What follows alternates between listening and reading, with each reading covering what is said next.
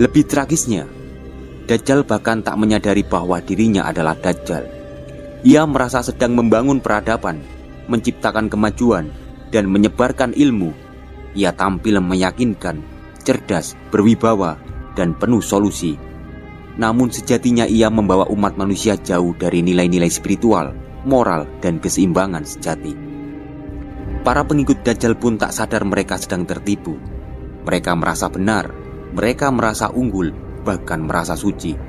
Mereka memuja sistem, tunduk pada algoritma, dan menolak semua yang tidak sejalan dengan arus besar dunia. Jumlah mereka sangat banyak. Mereka mendominasi panggung, media, sekolah, bahkan rumah ibadah. Maka tidak heran jika Satrio Piningit, sang penjaga cahaya kebenaran, hanya memiliki sedikit pengikut.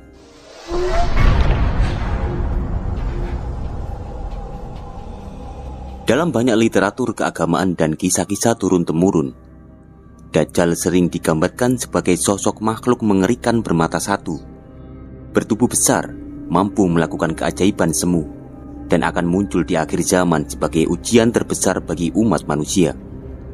Namun, seiring berkembangnya pemahaman dan cara pandang manusia terhadap simbol-simbol spiritual, muncul tafsir yang lebih dalam bahwa Dajjal bukan sekedar sosok fisik, melainkan representasi dari sifat dan perilaku manusia yang menyimpang.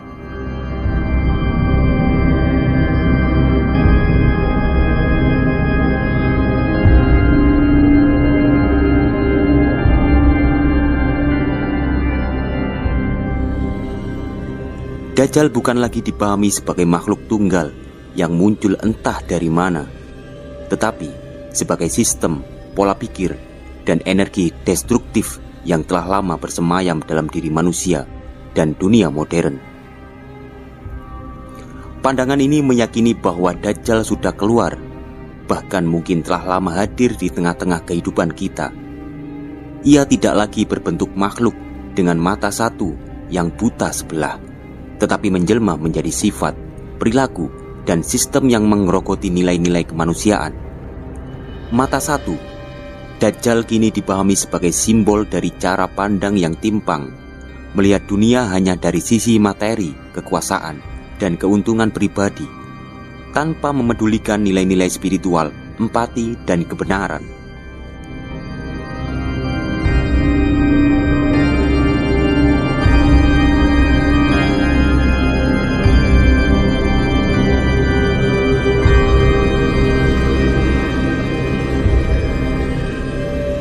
Dalam kehidupan modern, mata satu ini bisa berarti cara pandang dunia yang mengabaikan keseimbangan. Mata yang satu itu adalah mata yang hanya melihat uang, kekuasaan, pengaruh, dan popularitas, tetapi buta terhadap penderitaan, keadilan, dan kasih sayang. Dajjal hadir dalam sistem ekonomi yang rakus, dalam teknologi yang memperbudak, bukan untuk membebaskan, dalam media yang menyesatkan bukan mencerdaskan, serta dalam hati manusia yang penuh kesombongan, kebencian, dan penipuan.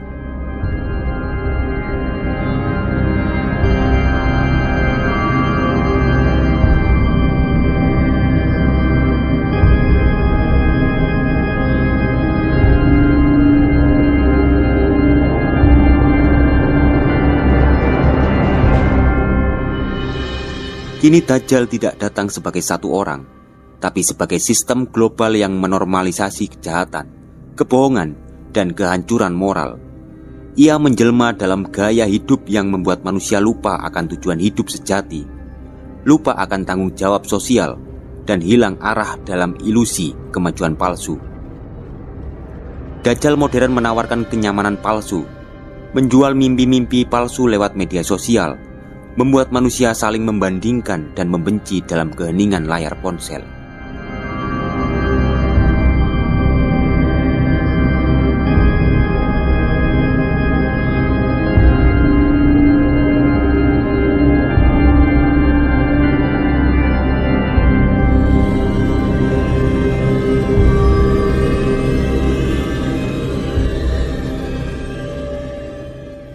Dajjal ada di dalam pendidikan yang mengajarkan kompetisi tapi lupa membentuk karakter. Ia hadir dalam politik yang mementingkan kekuasaan tapi mengorbankan rakyat. Ia hidup dalam budaya konsumtif yang membuat manusia merasa cukup hanya jika memiliki lebih banyak, padahal hatinya makin kosong. Dajjal adalah ketidakjujuran yang dibungkus kata-kata manis. Ia adalah janji yang memabukkan, namun menyesatkan. Yang lebih mengerikan dari semua itu adalah Dajjal tidak datang dari luar, tapi dari dalam. Setiap manusia memiliki potensi Dajjal dalam dirinya. Saat ia memilih untuk menipu daripada jujur, saat ia menindas yang lemah demi keuntungan, saat ia menolak kebenaran yang datang karena tidak sesuai dengan kepentingan pribadi. Dajjal dalam diri adalah hawa nafsu yang tak terkendali, ego yang tidak mau tunduk kepada nurani dan keberanian ilahi. Dalam pandangan ini, perang melawan Dajjal bukanlah perang fisik, tetapi perang batin, perjuangan melawan kebohongan dalam diri, melawan keangkuhan, kerakusan, dan kezoliman yang tersembunyi di balik wajah manusia yang terlihat biasa.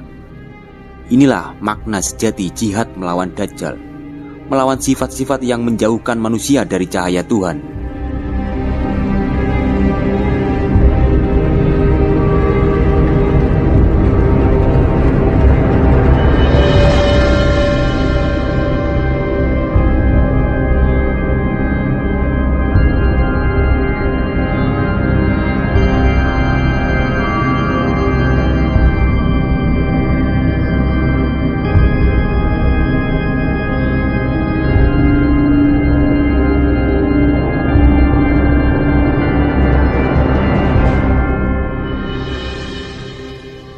Melawan Dajjal bukan dengan senjata, tapi dengan kesadaran.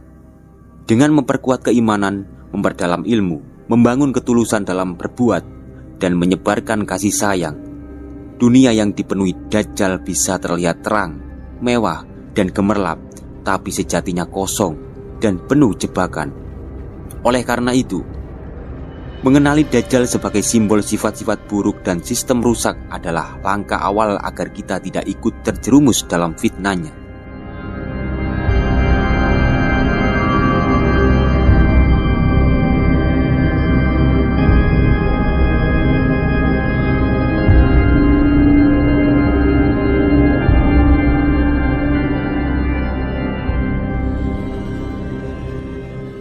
Lebih tragisnya, Dajjal bahkan tak menyadari bahwa dirinya adalah Dajjal. Ia merasa sedang membangun peradaban, menciptakan kemajuan, dan menyebarkan ilmu. Ia tampil meyakinkan, cerdas, berwibawa, dan penuh solusi. Namun sejatinya ia membawa umat manusia jauh dari nilai-nilai spiritual, moral, dan keseimbangan sejati. Inilah bentuk fitnah yang paling halus dan berbahaya. Dajjal modern membawa harta, tahta, popularitas, dan ilmu teknologi yang menjanjikan kemudahan dan kesenangan. Ia menciptakan ilusi kebebasan, namun menjerat manusia dalam perbudakan gaya hidup. Ia menyebar informasi, tapi menyembunyikan kebenaran. Ia menawarkan ilmu, tapi mematikan hati nurani.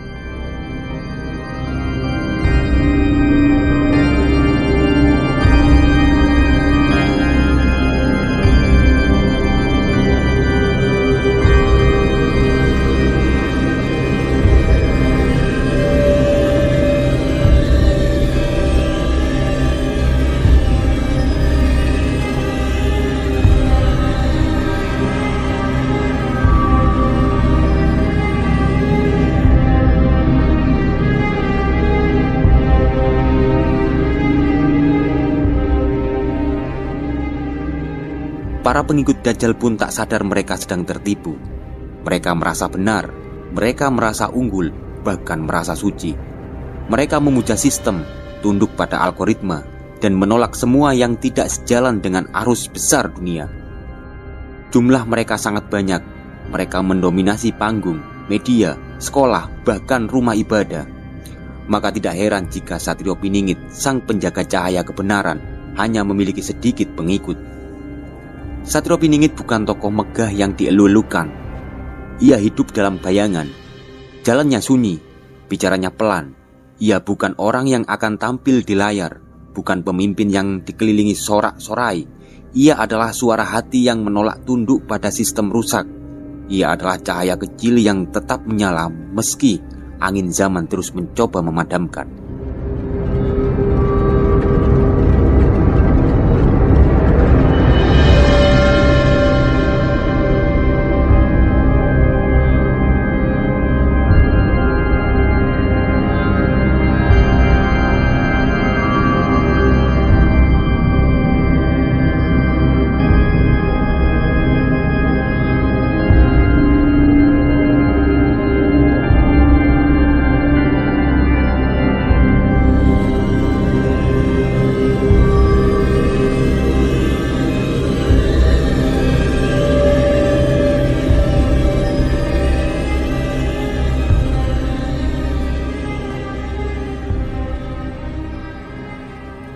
Satrio Piningit tahu bahwa kekuatan Dajjal terlalu besar untuk dilawan secara frontal.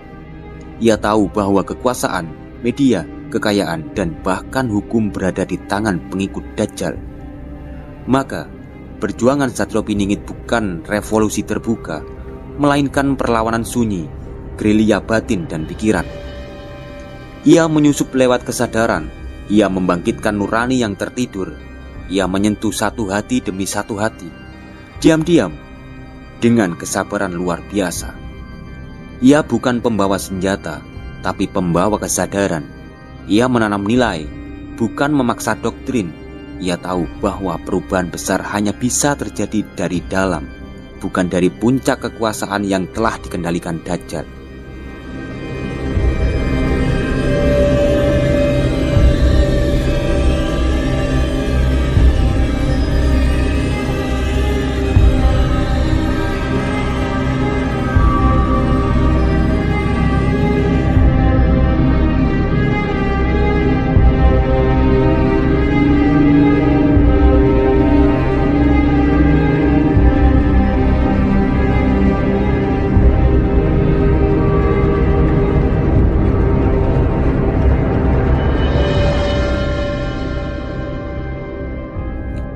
Pertarungan antara Dajjal dan Satrio Piningit ibarat pertarungan semut melawan raksasa. Tak seimbang, tapi justru dalam ketidakseimbangan itu, makna sejati perjuangan lahir. Satrio Piningit tidak bertujuan untuk menang secara duniawi. Ia tidak ingin menguasai, tapi menyadarkan. Ia tidak haus pengikut, tapi merindukan jiwa-jiwa yang tercerahkan.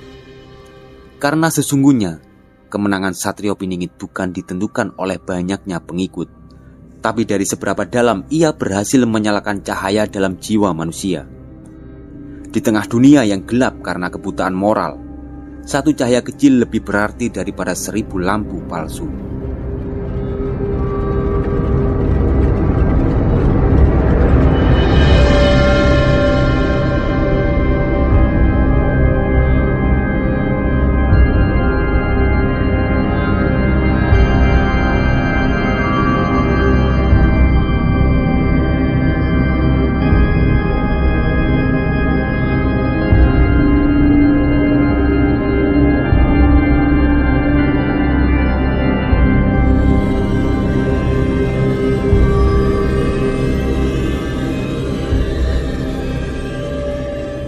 Pertarungan ini tidak akan selesai dalam satu generasi.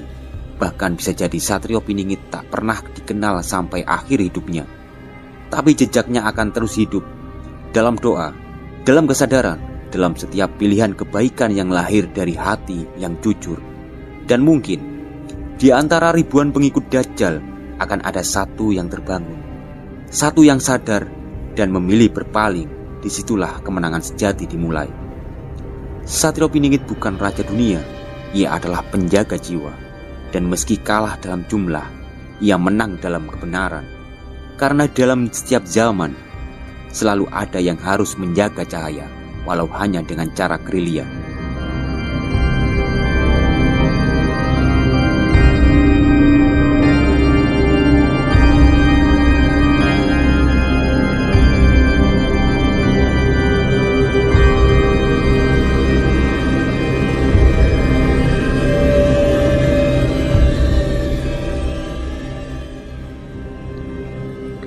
Satrio Piningit palsu hanyalah bayangan.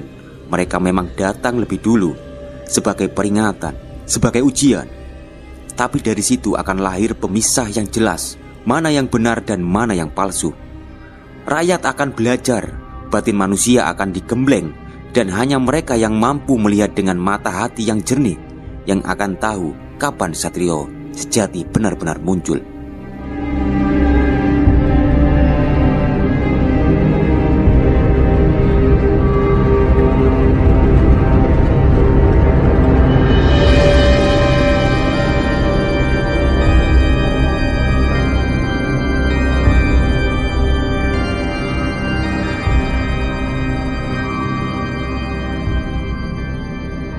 Satrio Piningit bukan hanya sosok yang tersembunyi secara lahir, tetapi juga tersembunyi secara batin.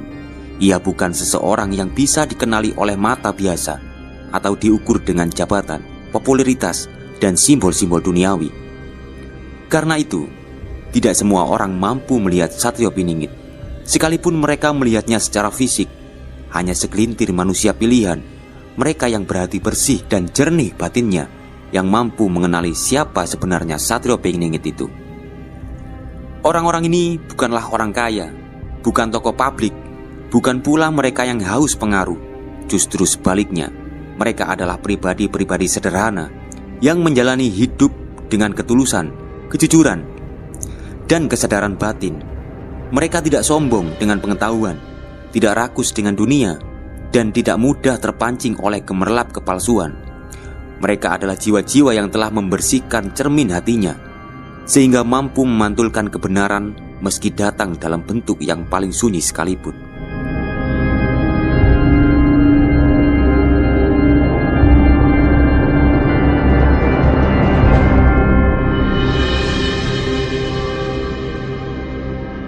Dalam kepercayaan kejawen, weruh sadurunge winarah atau melihat sebelum dikabarkan adalah kemampuan yang muncul dari kejernihan batin.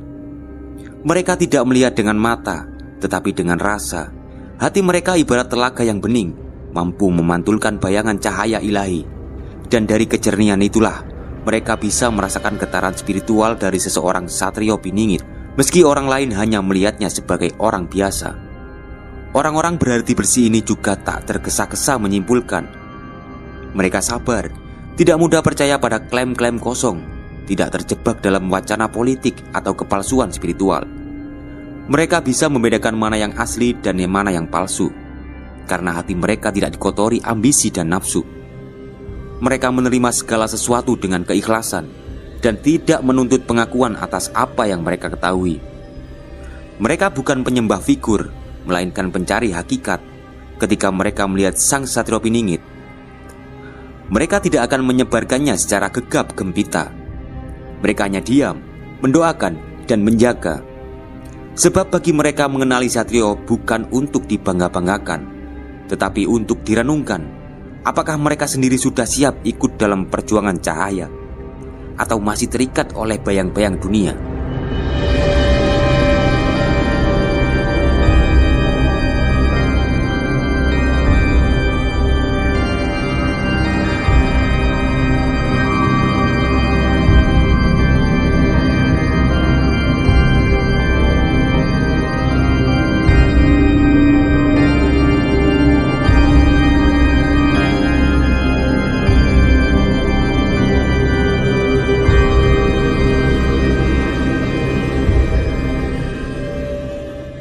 Banyak yang mengira bahwa untuk melihat Satrio Piningit, seseorang harus memiliki kesaktian, ilmu laduni, atau wahyu langit.